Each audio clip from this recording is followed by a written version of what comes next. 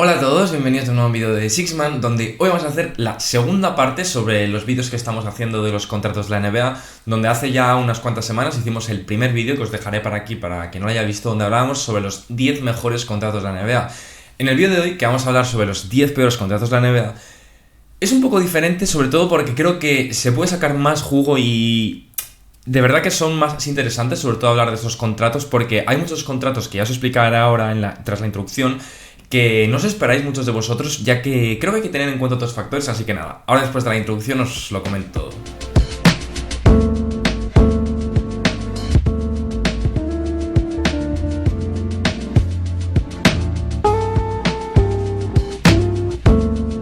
Ok, pues como os estaba diciendo, he tenido en cuenta otros factores aparte de las cifras, que creo que al final es algo muy superficial de lo que quedarse en un contrato de la NBA, ya que hay muchas cosas que tienen que ver y que dan importancia a los contratos.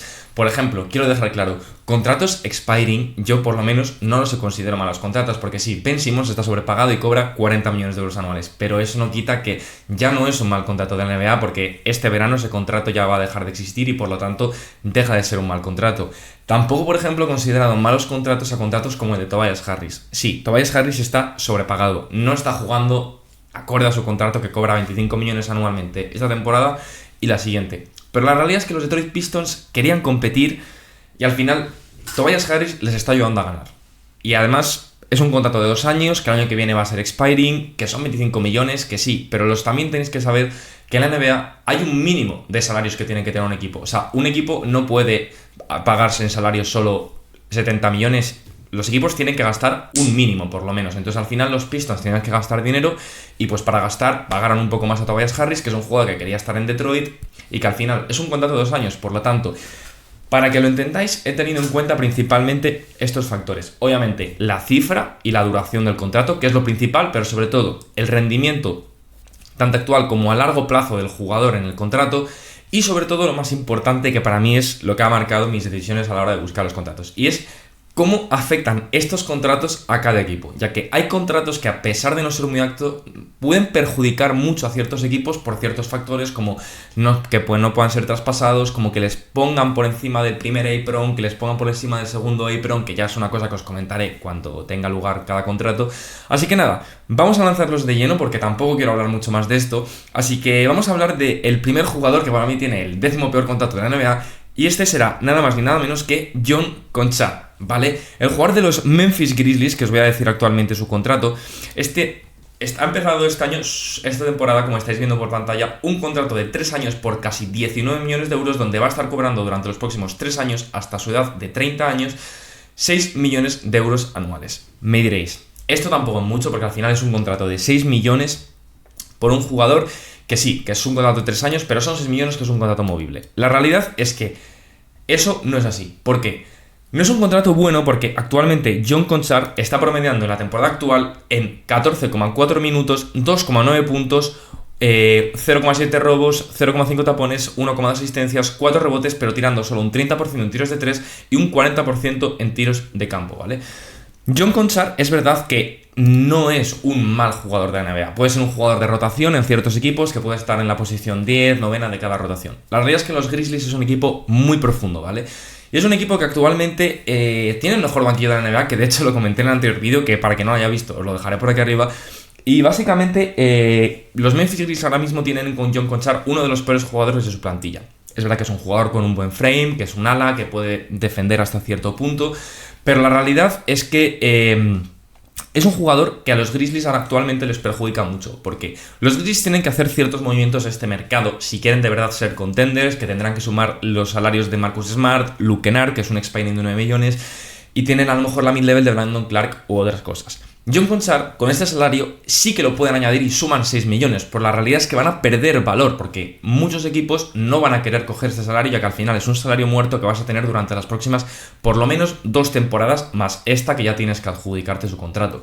La realidad es que es un contrato muy negativo porque va a hacer a los Grizzlies perder valor o perder interés en ciertos traspasos por parte de otros equipos en una pieza que tendrían que poder meter a traspasos. Entonces, por eso le he metido como el 10º peor contrato. Sí, hay contratos que son mucho mayores, como por ejemplo, ya que os he dicho, el de Tobias Harris, y son cifras mucho mayores, pero a los Grizzlies en este caso, este salario les perjudica mucho.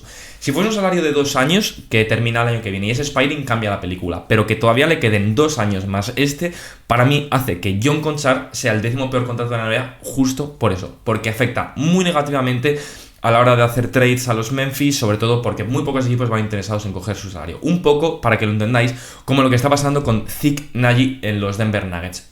Eso sí que, de hecho, ahora que lo digo, era un poco mi otra persona a tener en cuenta en este puesto 10, ya que son salarios parecidos, simplemente que lo he querido meter aquí, ya que creo que los Nuggets lo van a tener un poco más fácil, ya que, bueno, al fin y al cabo, aunque cobre un poquito más, es un jugador un poco más joven y a algún equipo no le va a costar tanto a lo mejor cogerlo, además de que los Nuggets van a estar más desesperados y por lo tanto no va a ser tan problemático a la hora de meterlo en un traspaso. Tras esto, pasamos al siguiente jugador y para mí el noveno peor contrato de la NBA. Y este puede ser un poco controversial, pero he de explicarlo porque es un mal contrato, ¿vale? OG Anunoby, para mí, entonces, es el siguiente jugador. Y es que OG Anunoby, como estaréis viendo en pantalla, ha firmado este verano y ha empezado ya a cobrar esta temporada un contrato de 5 años, 212 millones de euros a lo largo de estos 5 años, con una player option al final del contrato que 100% cogerá porque son 48 millones de euros.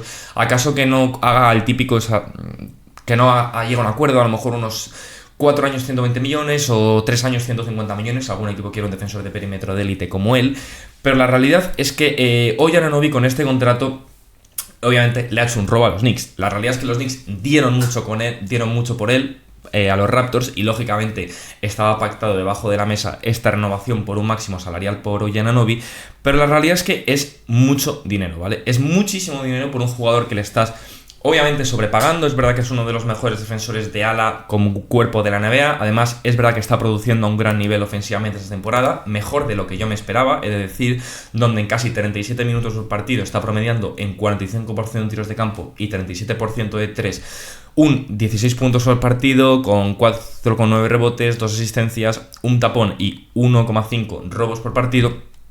Y está produciendo a un gran nivel, obviamente, eso yo no lo niego. OG Anunoby, de hecho, creo que está siendo infravalorado ofensivamente en la NBA cuando se habla sobre él, pero la realidad es que se ha sobrepagado por él. Pero aún así, es verdad que los Knicks tenían que pagarle, como ya he dicho, pero para mí, por lo que está entre los peores contratos, no es solo porque le está sobrepagando, sino porque la realidad es que si OG Anunoby hubiese aceptado un poco menos del máximo, hubiese aceptado unos 5 años, 195 millones, le hubiese dado muchísimas facilidades a los Knicks a futuro. ¿Por qué? Porque Branson, como ya sabéis todos, que lo dije en el vídeo anterior de los mejores contratos de la NBA, hizo un pay cut importante para los Knicks y eso les va a facilitar mucho al futuro, pero lo de OG Anunoby les hubiese podido dar muchas más facilidades y mucha más flexibilidad. La realidad es que los Knicks tienen que renovar a Mikal Bridges, tienen la renovación de Josh Hart, tienen el supercontrato de Karl Anthony Towns y al final tienen a Jalen Brunson. Y si luego van a querer renovar por lo menos a Miles McBride y van a querer tener alguna pieza en su equipo, además de ya tener el contrato de Mitchell Robinson, se van a acercar mucho al segundo EPRON. Y el segundo EPRON de la NBA es muy limitante, ya que no te permite meter en 2 traspasos a 2 jugadores a la vez. Además te cobran muchísimo por cada dólar gastado más después del segundo EPRON. Entonces es jodida la situación de los Knicks y a futuro. Entonces creo que este contrato les puede perjudicar mucho a la larga. Es verdad que es una cosa que tenían que hacer y yo no digo que no la esté mal hecha, pero la realidad es que es un contrato que, sinceramente, si Anunoby hubiese cogido un poquito menos, le hubiese dado muchísimas facilidades a los Knicks. Pero bueno, eso ya es una decisión del jugador, lógicamente. Pero bueno, creo que sí que tiene que entrar 100% en este contrato, ya no solo por el hecho del que esté sobrepagado, aunque es un gran jugador, sino porque, sobre todo por lo que os digo, porque creo que va a limitar mucho a futuro a los Knicks y es muy perjudicial para un equipo que ya tiene grandes salarios. Tras esto, vamos a hablar del tercer jugador, que como estáis viendo en pantalla es Georgios Niang, que para mí tiene el 8º peor contrato de la NBA, y es por lo siguiente, ¿vale? Georgios Niang, que os voy a leer sus cifras, esta temporada está cobrando el segundo año de su contrato de 3 años y 25 millones de euros, ¿vale? Donde actualmente su salario ocupa el 6% del salary cap de su equipo, ¿vale? Y al final está cobrando 8 millones y medio y la temporada que viene le queda 8 millones, ¿vale? Muchos me diréis que no es un mal contrato porque es verdad que está produciendo a un nivel bastante decente en temporada regular, donde está promediando 20 minutos por partido, que está muy bien, y está promediando 8,6 puntos, además de, 0,4 rebotes, casi nada tapones, pero 1,5 asistencias y 3,9 robos, tirando un 38% en tiros de campo y un 47% en tiros de campo, y un 38% en 3, ¿vale?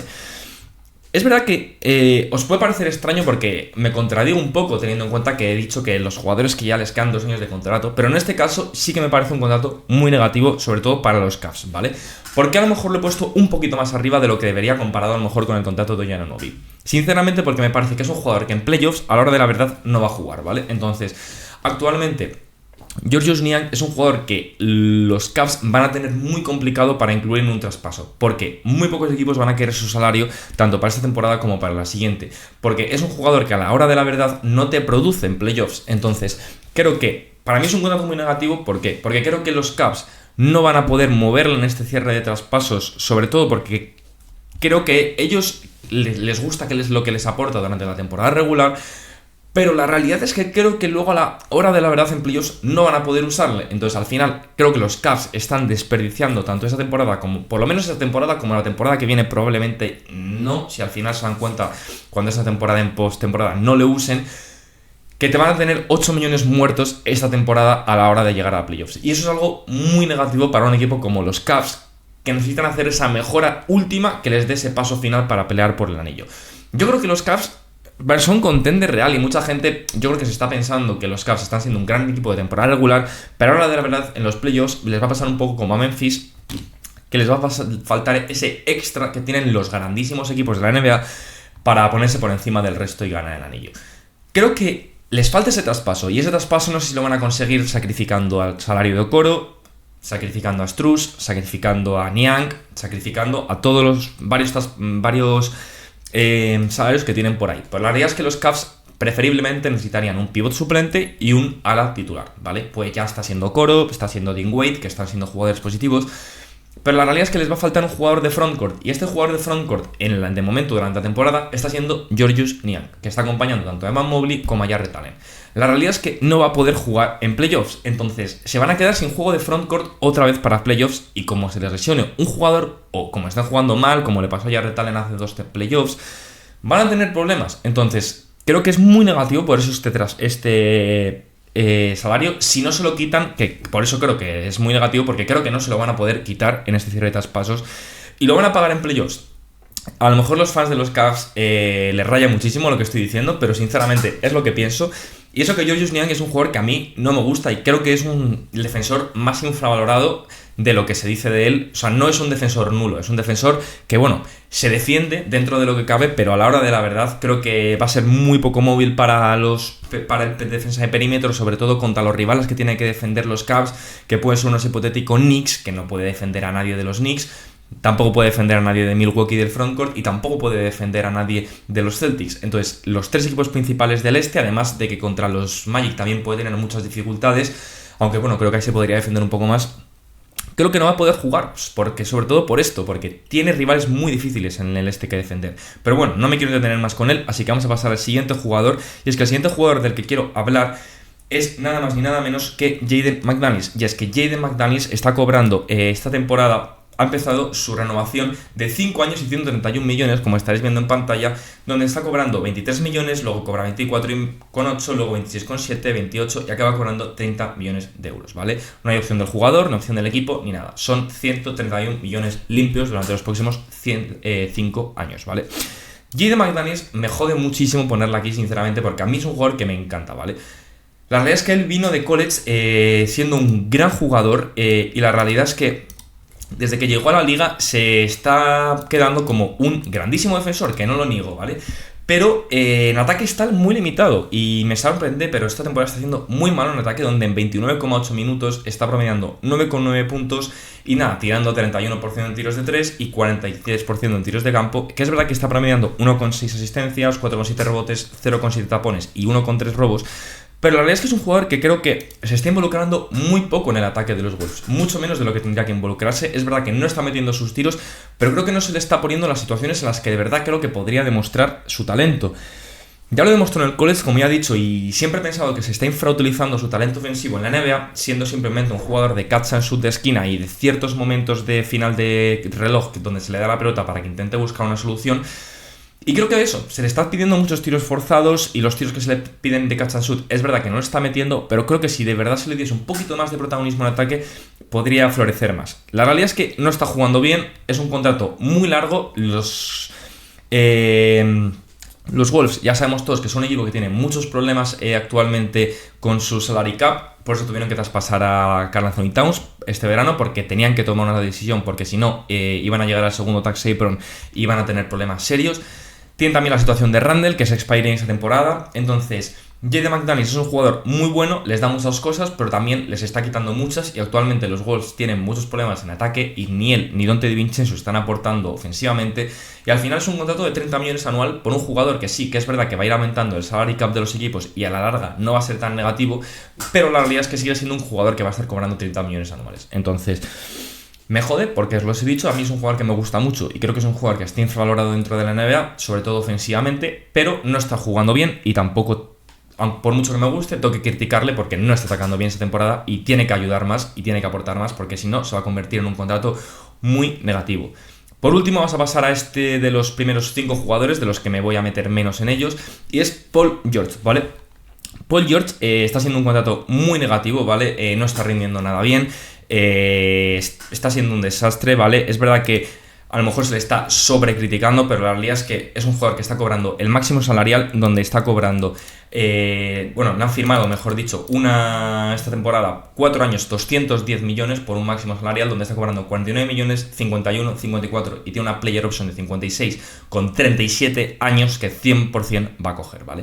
Muchos me preguntaréis que por qué no le he puesto en el top 5, y la realidad es que creo que en el top 5 hay jugadores aún peores, porque la realidad es que Paul George es verdad que no está produciendo muy bien, pero está produciendo 16 puntos por partido, en 36% en tiros de 3, 42% en tiros de campo, y promediando sus 5 rebotes por partido, 4 asistencias, y bueno, su 1,8 robos y 0,8 tapones, ¿vale? Paul George está jugando medianamente bien, pero no está jugando nada que ver con el contrato que se le ha pagado. Sobre todo me parece un muy mal contrato porque es un jugador que tiene problemas de lesiones, que está envejeciendo, y entonces ahí creo que hay un problema serio, lógicamente, ¿vale? Así que creo que tampoco tengo mucho que decir en cuanto a este contrato, porque creo que es obvio lo que pasa. Es un jugador con problemas de lesiones, que se está haciendo mayor, que está dando notas de regresión constantes cada vez que pasan los años, y solo va a seguir así. Entonces, obviamente los Sixers tienen un problema. Tampoco soy de los que crean que ya los Sixers tienen que mover a Paul George, que vi el otro día por no sé qué, 2 expirings, que no me acuerdo cuáles eran pues 2 tíos en expiring por Paul George. Tampoco me parece que sea así. Tienen que confiar, por lo menos dar un año más, pero la realidad es que los últimos 2 años de ese contrato se les pueden hacer muy feos a los 76ers, ¿vale? Muy, muy feos se les pueden hacer esos últimos años de contrato. Así que nada, voy a dejar aquí ya estos 5 jugadores y ahora vamos a pasar a los 5 para mí peores contratos de la NBA, que esto sí que vamos a meternos muy en profundidad con ellos. Y es que para mí el quinto peor contrato de la NBA es el de Kevin Huerter, ¿vale? Kevin Huerter es un jugador que en 25,3 minutos está promediando 9,6 puntos, 3,6 rebotes, 2 asistencias y 1 robo por partidos, haciendo 0,5 tapones y una pérdida, tirando 43% en tiros de campo, 31% de 3 y 69% en tiros libres, ¿vale? Kevin Huerter está teniendo una temporada terrible, ¿vale? Terrible. Y como estáis viendo en pantalla, firmó una renovación en su momento que fue un sign and trade con los Atlanta Hawks, donde esta temporada le quedan todavía 2 años de su contrato de 4 años y 65 millones, donde le queda por cobrar 16,8 millones y 17, básicamente 18 millones de euros anuales, ¿vale?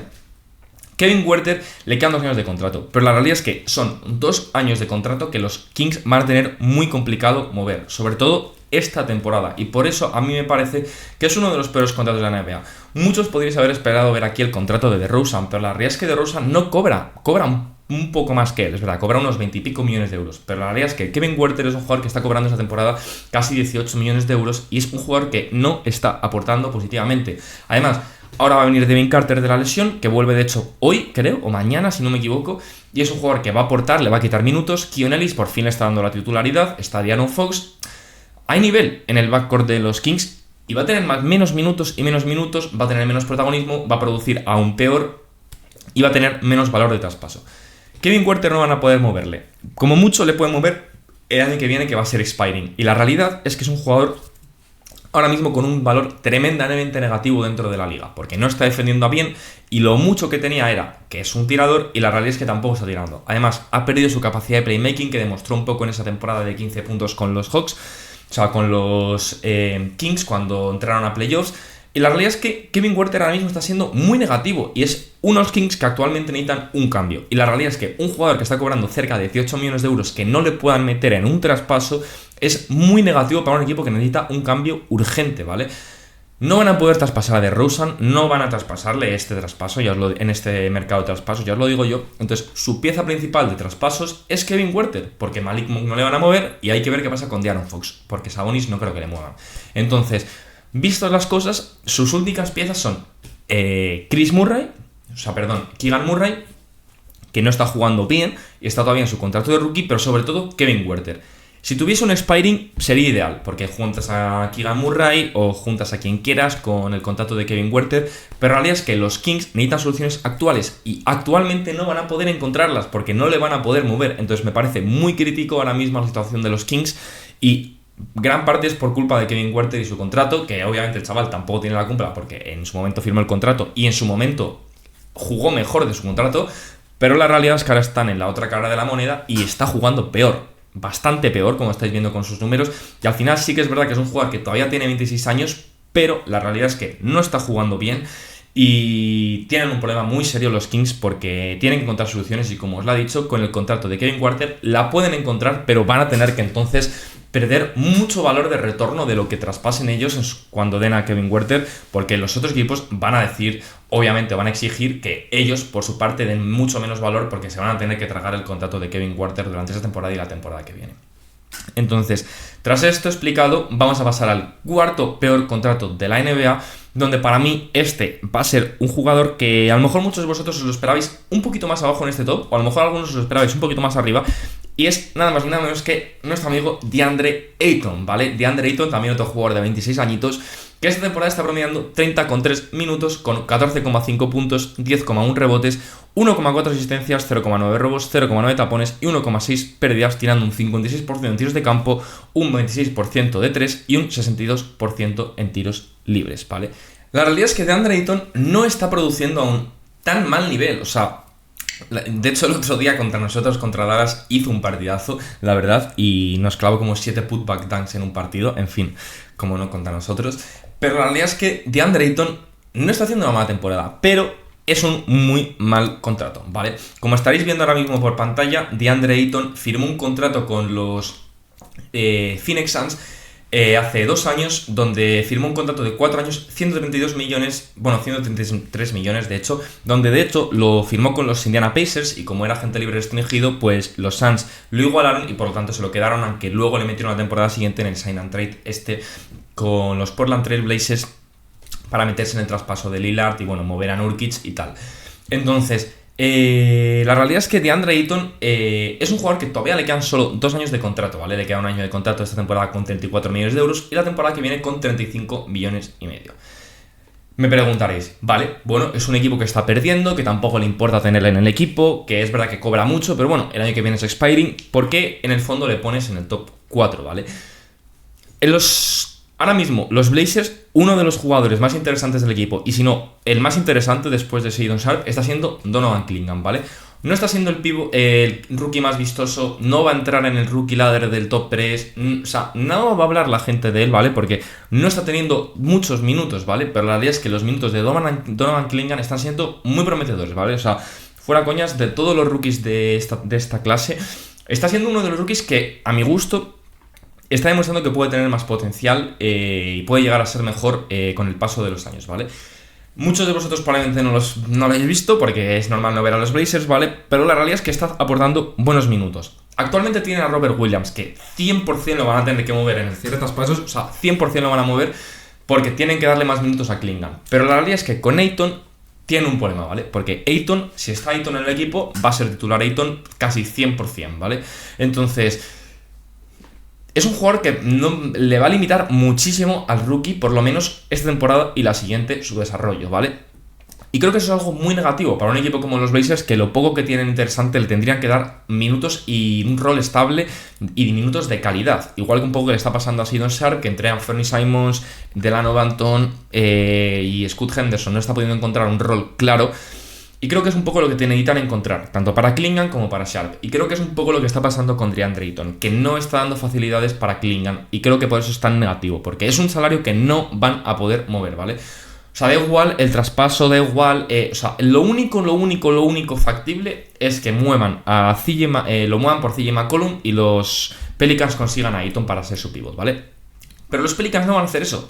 No van a hacer eso los Pelicans porque a CJ McCollum le queda un año menos de contrato y además... tienen a Ismisi, que está rindiendo a un buen nivel, y no le van a tapar la progresión a Ismisi, que es justo lo que le está pasando a Donovan Clingan. Entonces creo que es muy negativo porque, a pesar de que no esté rindiendo a gran nivel, la realidad es que DeAndre Ayton no es un jugador que valga lo que vale su contrato, obviamente, y no pueden moverlo, ¿vale? Y está entonces, a mi gusto, fastidiando mucho el desarrollo de Clingan, y a pesar de que vayan a mover a Robert Williams, creo que limitar la titularidad en los Blazers y que pueda tener más de 25 minutos de partido a Donovan Clingan durante las próximas 2 temporadas, creo que puede ser muy perjudicial. No extremadamente perjudicial, pero creo que sería positivo que fuese titular Donovan Clingan para que además desarrollase más química y desarrollase más juego con sus jugadores jóvenes y viesen un poco verdaderamente los Blazers qué bases y qué pilares fundamentales tienen en el equipo. Tras esto, vamos a pasar entonces para mí al que es el tercer peor contrato de la NBA, donde esto os va a sorprender a todos un huevo, estoy seguro. O sea, ninguno de vosotros espera a este jugador aquí, pero es que para mí este contrato es una aberración y esto sí que es joder a un equipo de verdad, ¿vale?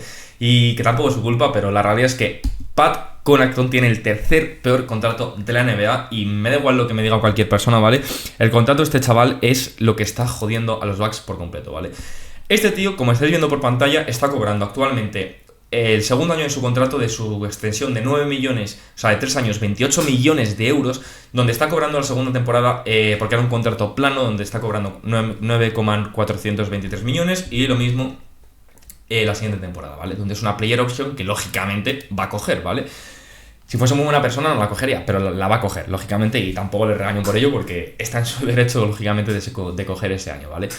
La realidad es que Pat Connaughton, como estáis viendo en sus estadísticas, es un jugador que está promediando 16,8 puntos, o sea, 16,8 minutos, 4,8 puntos, 2,9 rebotes, 1,6 asistencias, 0,2 robos y 0,3 tapones, además de 0,7 pérdidas, tirando un 38% en tiros de campo, 31% de 3 y 73% en tiros libres, ¿vale? Pat Connaughton es injugable, ¿vale? 75% de tiros libres, ¿vale? Pat Connaughton está siendo injugable, ¿vale? Ya lo fue la temporada pasada y lo está haciendo de nuevo esta temporada, ¿vale? Es un jugador que ya no aporta, pero no aporta ni un minuto de calidad a los Bucks, ¿vale? Está jugando ciertos partidos cuando no está Gary Trent, cuando no puede jugar AJ Green, cuando no está pudiendo jugar Andre Jackson, pero es el cuarto en esa posición de shooting guards, ¿vale? Tampoco les está ayudando en esa posición de ala porque ya no puede defender a nadie, ¿vale? No es un defensor positivo, tampoco está metiendo los tiros, además pierde a veces balones que es que para meterle un bofetón, sinceramente, ¿vale? Es muy frustrante, ¿vale? Es muy frustrante. ¿Y por qué le pongo sobre todo en el peor contrato de la NBA? O en el tercer peor contrato de la NBA. Porque es un jugador que actualmente con su contrato está poniendo a los Bucks por encima del segundo apron, ¿vale? ¿Qué significa el segundo apron? Lo voy a explicar un poco más en detalle por si no lo habéis entendido la primera vez, ¿vale? El segundo apron es muy perjudicial, ¿vale? En la NBA hay dos aprons. Primero está el límite salarial y luego se puede llegar al primer apron, lo cual ya te da bastantes limitaciones, sobre todo económicamente, con ciertos fichajes y ciertas exceptions que no puedes fichar a la hora de agencia libre. Pero luego el segundo apron es el más dañino. Uno, porque económicamente es muy duro para los equipos, ya que por cada dólar que pasas de ese apron, de ese tax apron, tienes cierta penalización, como un interés altísimo por cada dólar, o sea, es una barbaridad, ¿vale? Y luego, sobre todo, y lo más dañino que es para los equipos, es que no puedes juntar a dos jugadores en un mismo traspaso, ¿vale? O sea, ahora mismo los Bucks, si quieren hacer un traspaso, no pueden juntar salarios, ¿vale? Y eso es ultra limitante a la hora de hacer traspasos, porque no es lo mismo que tú, aunque te estés por encima del salary cap, que estés en el primer apron, es verdad, estás gastando mucho dinero, ¿vale? Pero aún así puedes juntar a 4 jugadores para ir a por uno, o puedes juntar a 2 para ir a por 3. Puedes hacer muchos malabares, pero la realidad es que si estás por encima del segundo tax apron, que es lo que le pasa a los Milwaukee Bucks, estás extremadamente limitado, ¿vale? Y es lo que pasa con el contrato de Pat Connaughton, ¿vale? Cobra 9 millones al año, sí, no es mucho, pero la realidad es que, uno, nadie quiere su contrato por lo menos esta temporada, que es lo que pasa con Kevin Huerter, o sea, es que nadie va a coger el contrato de Pat Connaughton porque son 2 años muertos, ¿vale? ¿Y qué pasa? Sí, te lo puede coger un equipo, pero vas a tener que darle mucho, mucho, mucho, y es perder valor. Los Bucks no van sobrados de picks, ni mucho menos, entonces, no va sobrado de picks, no puedes sumar jugadores, entonces, ¿qué pasa? Que si quieres mover y quieres ir a por un jugador usando el contrato de Pat Connaughton, no vas a poder añadir ni a AJ Johnson ni a Tyler Smith al traspaso, porque no puedes sumar valor ni puedes sumar salarios. Entonces, ¿cuál es la solución? Sumarle picks. Vas a tener que sobrepagar para quitarte su salario o para ir a por un jugador. Es una situación muy complicada, ¿vale? Para los Bucks su salario, porque para esta temporada que los Bucks tienen prisa urgente por ir a por anillo, porque Brook está envejeciendo, porque Middleton tiene problemas de lesiones, porque Giannis y Lillard es verdad que se les agota el tiempo para ir a por el anillo, entonces es una situación muy compleja. El salario de este señor no facilita nada y su rendimiento tampoco. Es un tío de 31 años que es muy complicada la situación, ¿vale? Es muy complicada la situación, pero vamos, ya os digo una cosa. Los dos peores salarios de la NBA, que son los dos a los que vamos a ir ahora, ya os digo yo que no se acercan ni de lejos y son claramente los dos peores con diferencia de toda la NBA. Y es que el segundo peor contrato de la NBA, que perfectamente podría ser el primero y el primero podría ser el segundo, aunque para mí los he puesto en este orden, es el de Jerami Grant, ¿vale? Jerami Grant y su contrato son una aberración los dos juntos, ¿vale? Como jugador y como contrato.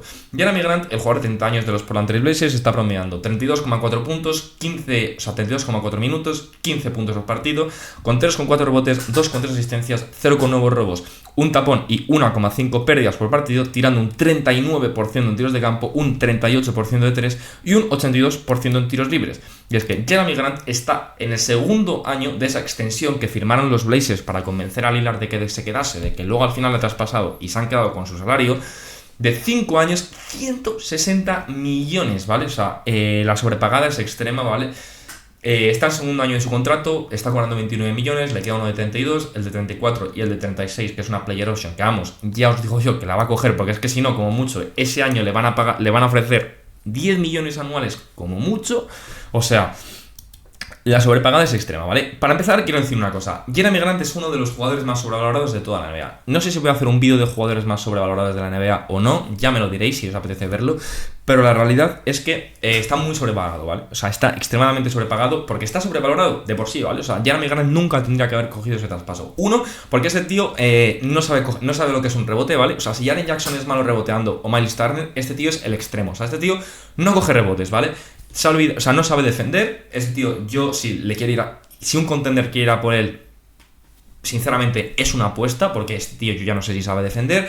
Y tercero y más importante, o sea, este tío la selección de tiros de este señor es la que le da la gana, porque lleva jugando en equipos perdedores, con perdón, pero lleva jugando en equipos que no tratan de ganar como 4 o 5 años, y se nota que ya le da igual. Este señor hace sus estadísticas, va a lo suyo, y oye, que está bien, que yo tampoco digo que ahora que sea un paquete, o sea, me refiero, es un buen jugador de baloncesto, que para mí a 15 puntos por partido, sinceramente, yo, Dallas el año pasado, quería ir a por este señor, y yo estaba rezando para que no fuésemos a por este señor, sobre todo, y por lo más importante, y es por lo que queda este vídeo, por su contrato, ¿vale? Este contrato es muy negativo. Jerami Grant, si fuese un jugador que cobrase actualmente unos 18 o 20 millones, sí que sería un buen jugador y con un buen contrato, pero está cobrando 30 y pico millones de euros, ¿vale? Y sobre todo va a cobrarlos. Es verdad que esta temporada está cobrando 30, pero va a cobrar mucho más, ¿vale? Y es muy negativo, ¿vale? Es un contrato muy negativo, es muy ingestionable y sobre todo es intraspasable, ¿vale? Y eso es para mí lo más importante, porque ahora mismo los Blazers tienen jugadores, como ya he dicho antes, no me quiero volver a meter mucho en los Blazers, pero la realidad es que tienen a Scoot, tienen a Shadon, tienen a Toumani Camara, tienen a Danny Avdija y tienen a Klingon, que para mí son los 5 jugadores por lo menos que deben de tener principalmente para su equipo. Es verdad que luego tienen a Chris Murray, tienen a Ryan Rupert, tienen a otro tipo de jugadores, ¿sabes? Que tienen ahí en fondo de armario y que pueden darle minutillos más jóvenes. O Jabari Walker, por ejemplo, que a mí es un jugador que me gusta bastante, pero la realidad es que Jerami Grant les limita bastante en esa posición de 3 y 4, sobre todo de darle run a jugadores que de verdad les interesa darle más minutos, porque son un equipo que son jóvenes y quieren perder, y al final para que esté jugando Jerami Grant y les aporte puntos, sí, está bien, pero para eso puedes probar a otros jugadores o intentar fichar a otros jugadores en agencia libre.